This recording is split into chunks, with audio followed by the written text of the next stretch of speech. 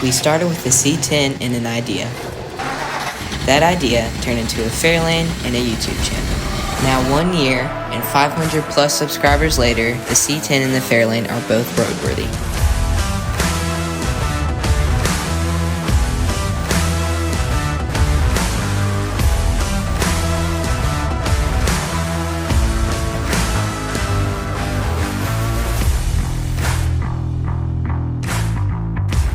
How it started.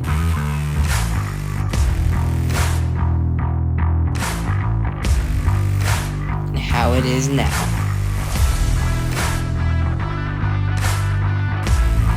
The paint a year ago.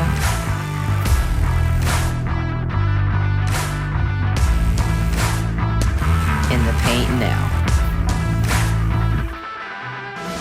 The Fairlane took its first family trip to a park about 5+ miles away and successfully made it all the way back. And we're not stopping there. Next stop, the Sonora Car Show. Thanks so much to all the people who have subscribed. See you guys in the next one.